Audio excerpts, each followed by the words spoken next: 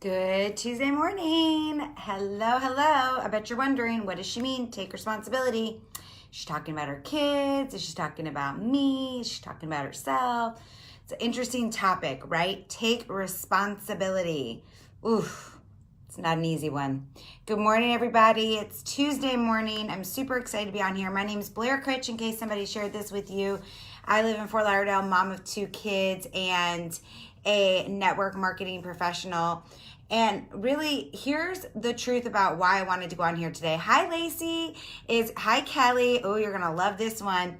Is because I just started reading this book, Jack Canfield, The Success Principles. How many of you guys have ever read Chicken Soup for the Soul? Like, hello. I mean, I might be showing my age here. Hey, Stephanie, probably showing our age, those of us who've read those books before, right? But I remember as a kid seeing those books, reading them. I think I even read Chicken Soup for the Soul for teens. Somebody gave me when I was in college.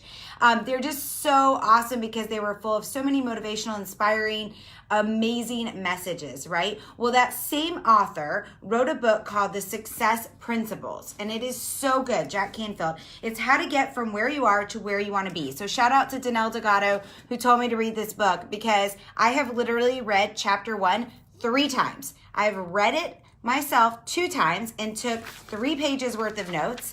And then I just listened to it on Audible again this morning, chapter 1. I haven't even made it to chapter 2 yet, but I'm so engrossed in what he's saying in chapter 1 because I feel like this is the book that we need to hit every single young entrepreneur, young student, college student over the head with, including those of us that are in our 30s, 40s, 50s, 60s. Everyone needs to know, especially about chapter 1, which is basically all about take responsibility, throw excuses out the window. So how many of you have had a moment where you've gotten frustrated or annoyed?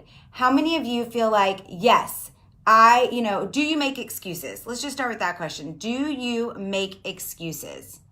Put a 1 in the comments below if you're going to be totally honest. Yes, I have made excuses. Either I'm currently making excuses or I've made excuses in the past.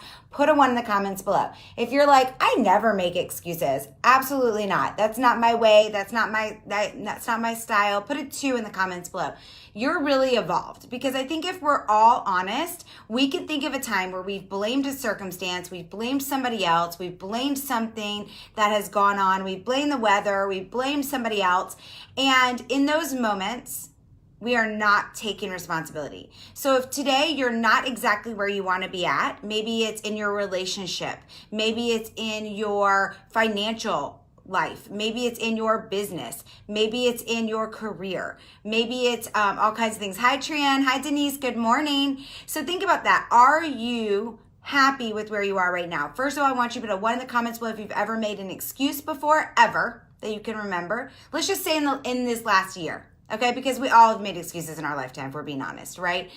We were all children at one point, and children love excuses, right?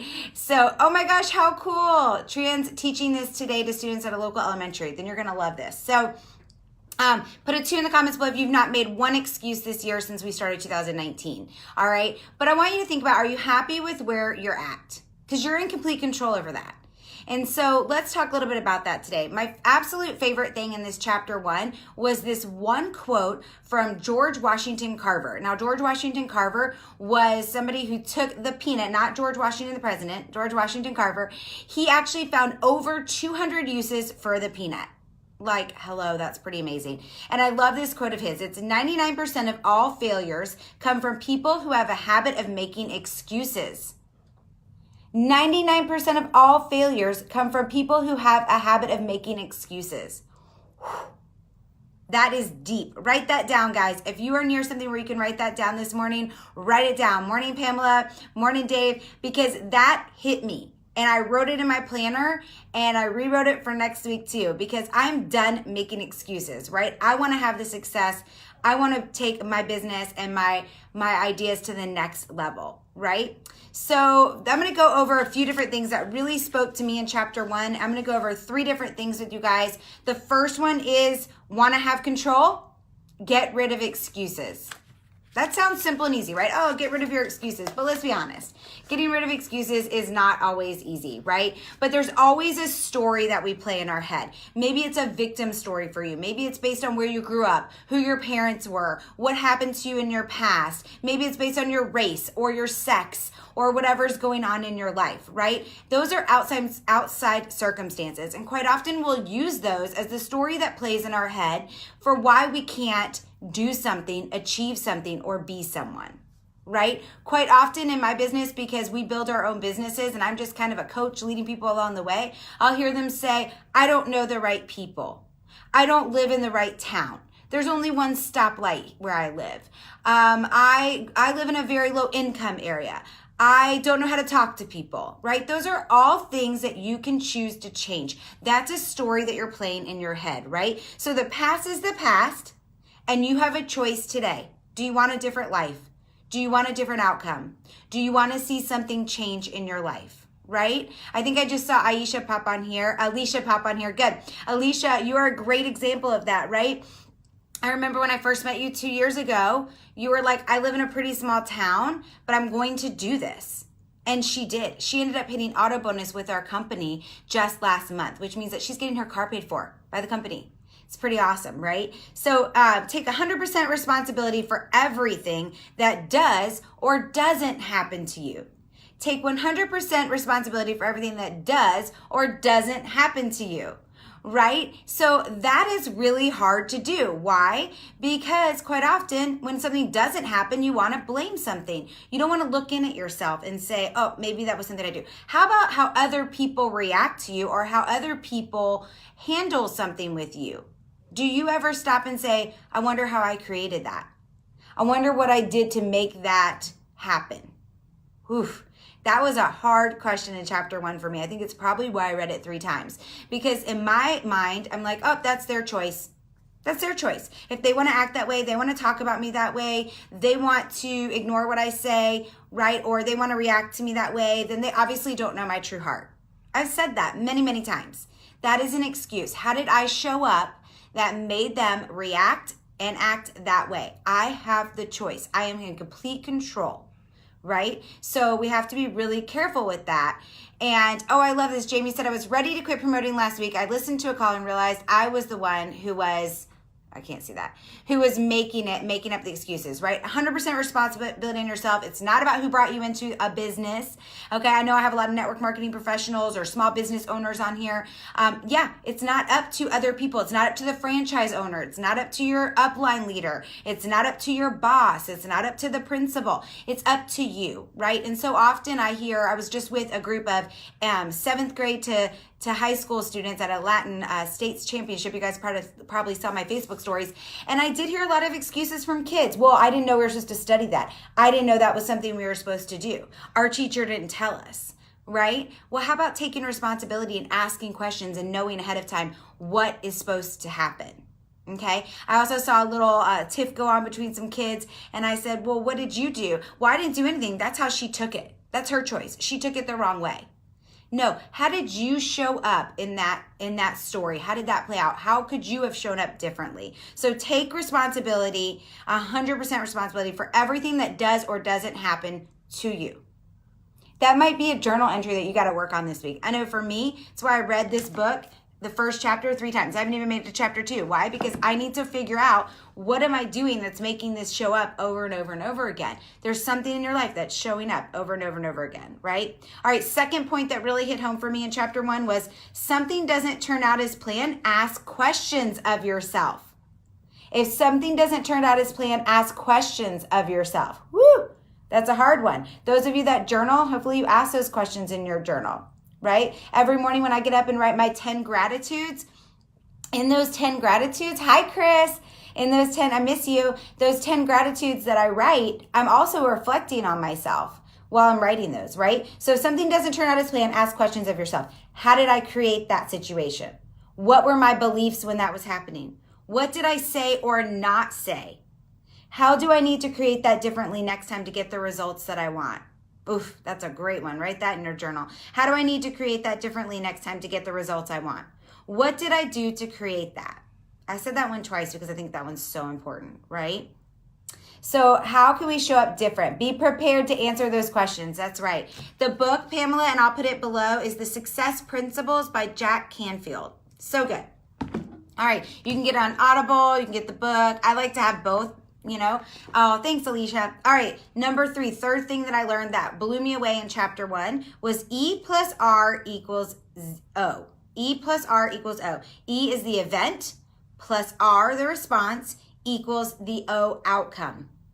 So the event plus the response equals the outcome, right? You can blame the event for your lack of results.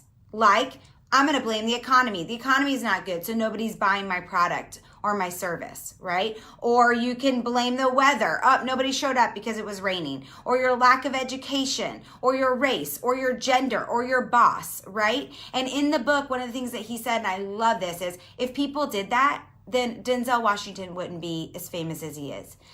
Somebody like Jackie Robinson wouldn't have made it to the Major League Baseball, right? So you've got to really take the Oprah. I mean, not only was Oprah a woman, and not only was Oprah African American, but Oprah was also molested as a child. She was told she was going to be nothing. She was fired from news channels, right? So you can't let the event plus your response equal your outcome. You have to decide. You can't make an excuse and blame the event, right? Or you can change your response until you get the outcome you want. So you might not be able to change the event, right? You might not be able to change the color of your skin, where you grew up, your education level. You might not be able to change the people that you know right now, but you could change your response, which would then change the outcome, right? So event plus response equals outcome. Are you going to choose to blame the event, or are you going to choose to shift and change the response? Right? And that will change the outcome. So let's all make a commitment today to give up complaining, make a change, accept responsibility, and learn. So let's write down those 4 things and I'll commit to doing those today. Give up complaining, make a change, accept responsibility, and learn. If you can do those 4 things every single day, you will see a difference in your year. And I know that it might sound for some of you like ridiculous. You're thinking you have no idea what I'm going through right now. You have no idea what this person did to me, or this circumstance did to me, or something that was so out of my control. But I'm here to tell you, I have seen people overcome things that you would never even wish to know about. And it's because they gave up complaining, they made a change, they took responsibility, and they learned. So I challenge you all to go get this book or find a book and make sure you're reading every single day. Do you have your phone on Do Not Disturb, and you have 30 minutes that you're learning, that you're growing, that you're becoming a better person? Are you taking time daily to be in gratitude? Okay? And take that time, do those things, and take responsibility and ask yourself questions. Right? Because remember, it's the event plus your response that will equal your outcome. And don't forget those questions that you want to constantly be asking yourself if things aren't going right. How did I create that? Where were my beliefs? What did I say or not say? How do I need to create that differently next time to get the results that I want? All right? Can't wait to see you guys change your path, change your results, change your outcome, all because you decided to change your response. I cannot wait to see what you guys have to say on the comments below. Listen, if you felt like this was helpful and it would be helpful for other people, we all need to learn how to take responsibility. I can't think of anybody who doesn't need to hear this, from ages young to old. So hit that share button, but don't just click the share button. Write why you're sharing. This was something new that I just learned lately. And it's helped me so much to be able to get more messages out there to people. So click the share button and say, this is a great lesson on how to get what you want out of life. This is a great lesson on how to take yourself to the next level. I knew you'd love it. Watch this, guys.